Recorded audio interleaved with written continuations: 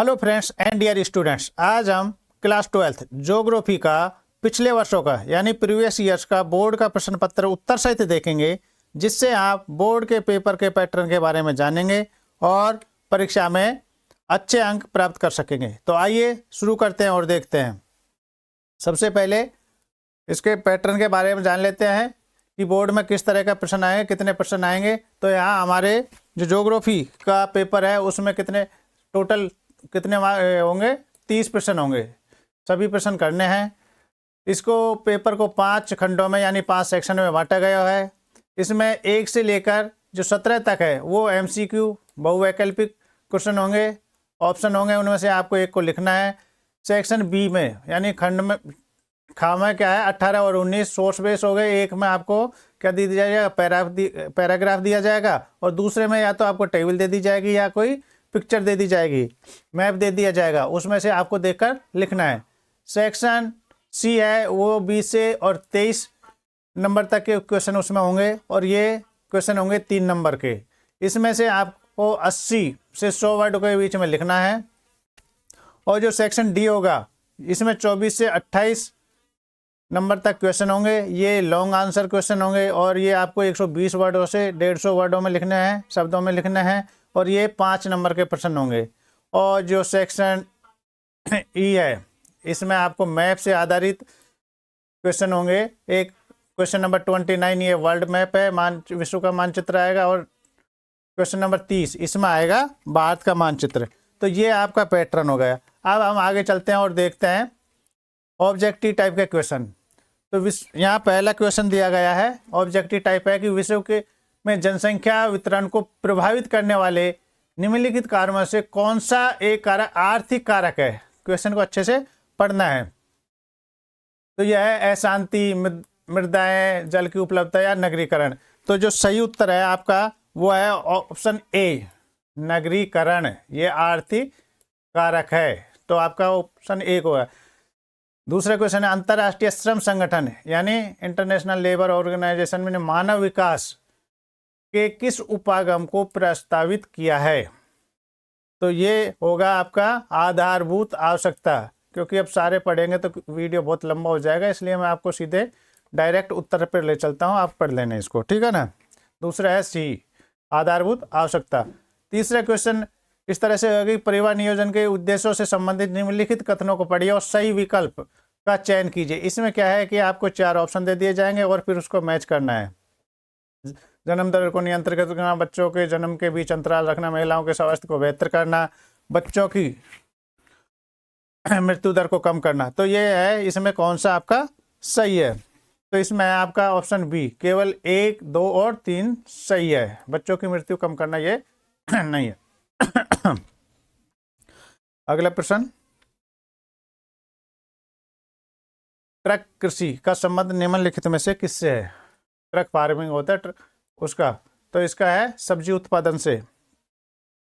1 minute, फल उत्पादन या सब्जी, अनाज उत्पादन या सब्जी उत्पादन। तो इसका ऐसे ट्रक फार्मिंग का कृषि का होता है। यहाँ पर आपका उत्तर सही है, फल उत्पादन, फ्रूट का। वैसे सब्जी भी होता है, अगर सब्जी भी करके आते हो, क्योंकि एक रात में जितनी दूरी तय करते हैं सब्जी और फल, ये जल्दी खराब होते हैं। लेकिन यहाँ पर आपको क्या करना है, ऑप्शन ए है, दोनों में से दिया तो फल उत्पादन करना, फल जल्दी खराब होते हैं। नेक्स्ट है कि निम्नलिखित में से कौन सा वाणिज्य डेयरी कृषि का सबसे बड़ा क्षेत्र है। यहाँ जो 4 ऑप्शन दिए गए उनमें से, तो यह है आपका ऑप्शन ए, उत्तर पश्चिमी यूरोप। ये सही है आपका। चारे की फसलें निम्नलिखित में से किस प्रकार की कृषि का मुख्य घटक है। चारे की जो फसल है वो, तो यह है आपका ऑप्शन ए भी, मिश्रित कृषि है उसका है। ऑप्शन ए आपका सही है।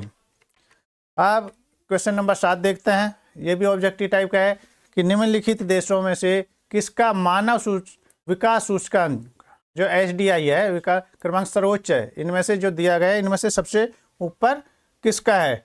तो यह है ऑस्ट्रेलिया का, ये इसका सबसे हाई है। अब यहाँ भी वही अभिकथन और ये दिया गया है, 2 दे दिए जाएंगे, एक कथन और एक कारण। तो यहाँ पर अभिकथनों, निम्नलिखित कथनों का अध्ययन कीजिए और सही विकल्प का चयन कीजिए। तो कथन 1 और कथन 2, स्टेटमेंट 1 और 2 दिया गया है। सूचनाओं का 1 है कि सूचनाओं के अंकीकरण के साथ दूरसंचार का धीरे धीरे कंप्यूटर के साथ में विलय हो गया है और परिणाम स्वरूप एक समन्वित नेटवर्क बना जिसे इंटरनेट के नाम से जाना जाता है। तो इसमें से कौन सा सही है? दोनों सही हैं। तो इस तरह से आपको ये पढ़ना है और अपना दिमाग लगा के इसका उत्तर देना है। तो इसमें है सही उत्तर है वह आपका ऑप्शन सी, कथन 1 व दोनों सही हैं, कथन 2, कथन 1 का सही परिणाम है। ठीक है। अब क्वेश्चन नंबर 9, इसको देखते हैं कि निम्नलिखित में से कौन सा प्रवास यानी माइग्रेस के प्रतीकर्ष कारक से संबंधित है। तो इसमें आपका जो उत्तर होगा वो होगा प्राकृतिक आपदाएं, ये प्रतीकर्ष। ठीक है ना, ये होगा आपका ए ऑप्शन। निम्नलिखित में से राज्यों में से किसकी 2001 से 2011 के दशक की जनसंख्या वृद्धि सर्वाधिक रही है? हमारे ये इंडिया से संबंधित है ये क्वेश्चन। तो ये रही है मिजोरम की। ठीक है ना, मिजोरम, ये आपका सही उत्तर है। ये पर्टिकुलर डेट दी गई है इसमें, इसलिए। आधुनिक भारतीय भाषाओं को बोलने वाली संख्याओं वाली संख्या के अनुसार अधिकतम से न्यूनतम मतलब ज़्यादा से कम के सही क्रम में वाले विकल्प को चुनिए।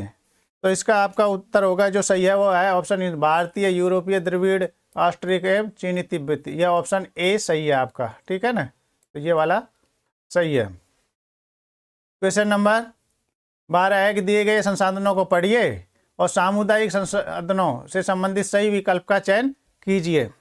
ग्रामीण जलाशय, ग्रामीण कृषि भूमि, ग्रामीण रिहायशी भूमि या चारागाह भूमि। तो आपका ऑप्शन होगा केवल 1 और 4 सही है, ऑप्शन डी ये सही है आपका। 1 ग्रामीण जलाशय और चारागाह भूमि ये सही है, बाकी सही नहीं है। ठीक है ना। अब नेक्स्ट क्वेश्चन है 13, इसको देख लेते हैं। पेट्रोलियम उत्पादों एवं उर्वरकों को ग्रहण करने के लिए बनाया गया पत्तन कौन सा है? तो यह है आपका कांडला बंदरगाह, कांडला पोर्ट जो है वो है। सही उत्तर ऑप्शन सी है। स्तंभ 1 का मिलान स्तंभ 2 से कीजिए और सही विकल्प का चयन कीजिए। यहाँ रेल मंडल और ये मुख्यालय है। ठीक है ना, यह दो गया नॉर्थ। तो ये सही विकल्प, ठीक है ना, ये इसको पढ़ना जरूरी है, समझना जरूरी है क्वेश्चन को, तभी आप सही से उत्तर दे पाओगे। तो सही उत्तर है कि नॉर्थ सेंट्रल, कहाँ पर है इसका हेडक्वार्टर? ठीक है ना, ये सिकंदराबाद या east central Allahabad, Prayag, west central Hajipur और ये है साउथ सेंट्रल जबलपुर। तो ये दिया गया है। तो इसमें से सही कौन कौन से हैं, क्या है? तो आपका ऑप्शन होगा डी, ए में मतलब नॉर्थ सेंट्रल का है इलाहाबाद। ठीक है ना। दूसरा है ईस्ट सेंट्रल का है हाजीपुर। ठीक है, ईस्ट सेंट्रल का हुआ हाजीपुर। तीसरा है वेस्ट सेंट्रल का हुआ जबलपुर। ठीक है, वेस्ट सेंट्रल का हुआ जबलपुर। और साउथ का हुआ सिकंदराबाद। ये साउथ का हो गया सिकंदराबाद। तो इस तरह से आपका ऑप्शन होगा वो होगा ऑप्शन डी सही होगा। ठीक है ना, ऑप्शन डी ये सही है आपका उत्तर। नेक्स्ट चलते हैं।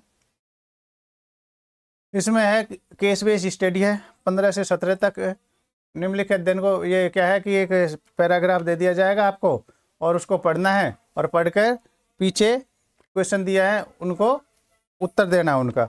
तो ये पढ़ लिया आपने।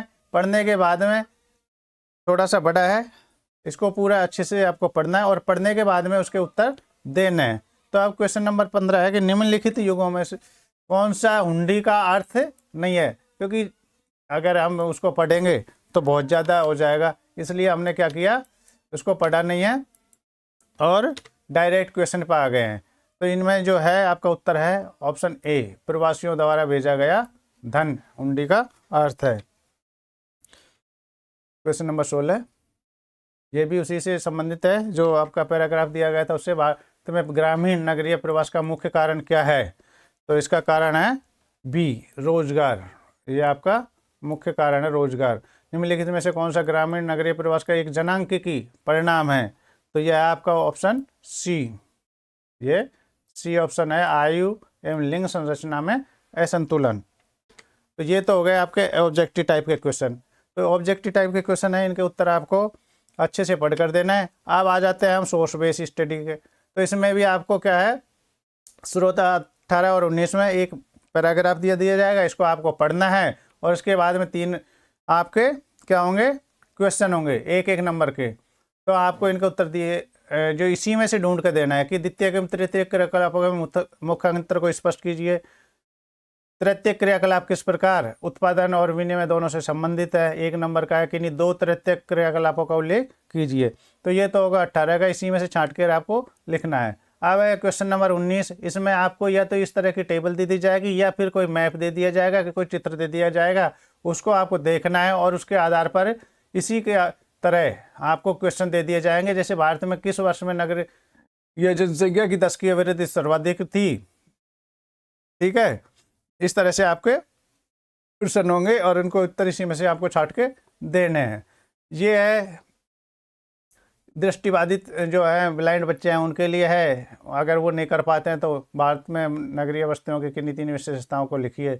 अब है और सेक्शन सी खंड ग है, उसमें आपको 3-3 नंबर के प्रश्न पूछे हैं, 20, 21, 22 और 23।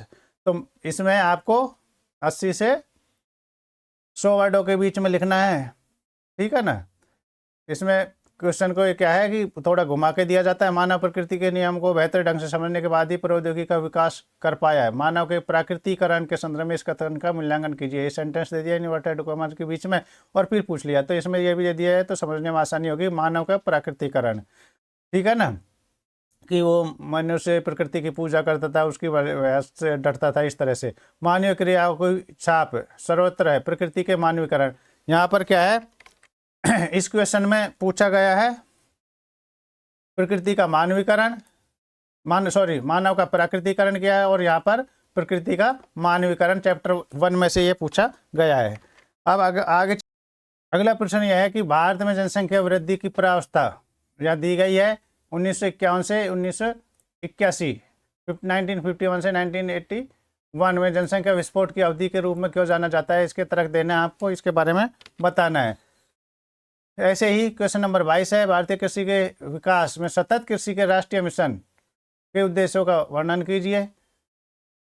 क्वेश्चन नंबर 23 में भारत के दक्षिण पश्चिम पठार में खनिज की पेटी की प्रमुख विशेषताओं का उल्लेख कीजिए। ये नहीं करना है तो आपको उत्तर पश्चिमी प्रदेश में खनिज पेटी की प्रमुख विशेषताओं का उल्लेख कीजिए। यहाँ दक्षिण पश्चिम पूछा गया है और यहाँ उत्तर पश्चिम पूछा गया है। ये जो खनिज तथा ऊर्जा संसाधन है उस चैप्टर में से ये पूछे गए हैं, ठीक है ना।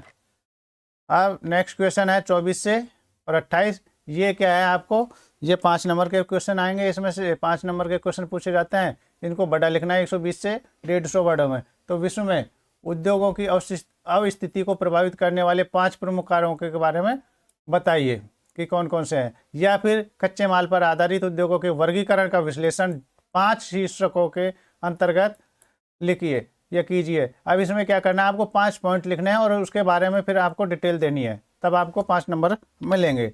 विश्व के तरल एवं गैसीय पदार्थों के परिवहन के लिए पाइपलाइनों का व्यापक रूप से प्रयोग किया जाता है।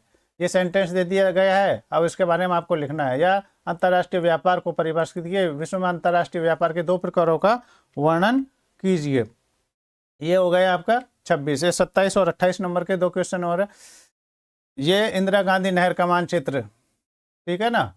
सतत पोषणीय विकास का लक्ष्य प्राप्त करने के लिए मुख्य रूप से पारिस्थितिक तथा सतत पोषणीयता पर बल देना होगा, इस कथन का मूल्यांकन कीजिए। या नेक्स्ट क्वेश्चन है कि भारत का सड़क जाल विश्व का दूसरा सबसे बड़ा सड़क जाल है, इस कथन की पुष्टि कीजिए।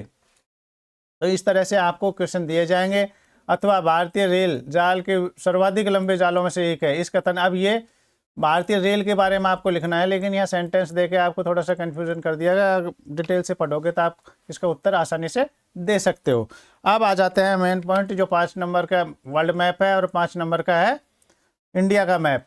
इसमें आपको कैसे करना है, इसमें बच्चे गलती करते हैं, तो इसको ध्यानपूर्वक आपको देखना है और पढ़ना है। तो संसार के दिए गए राजनीतिक पॉलिटिकल मैप है, उसमें यह इसमें क्या हो, वर्ल्ड वाले में ABCDEF और G दिए गए हो, अंकित किए गए होंगे, और उनमें से आपको 5 को भरना होता है, लेकिन छात्र गलती क्या करते हैं कि जो क्वेश्चन दिया गया है उसी को भर देते हैं। हमें क्वेश्चन यहाँ दिया गया ए होगा, ए के सामने लिखा होगा कि अफ्रीका का सबसे बड़ा देश कौन सा है।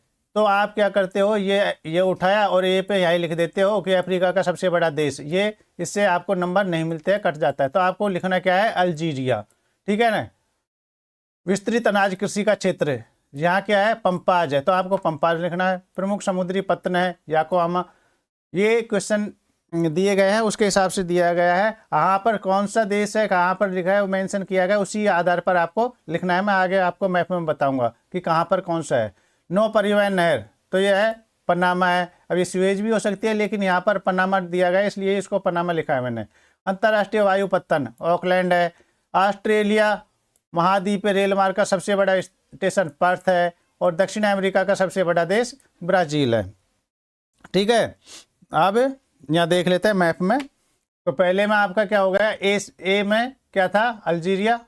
ठीक है, दूसरे में क्या है, बी में था पंपाज, सी में याकोहामा, डी में लिखा है पनामा नहर, ई में है ऑकलैंड, एफ में है पर्थ और जी में है ब्राज़ील।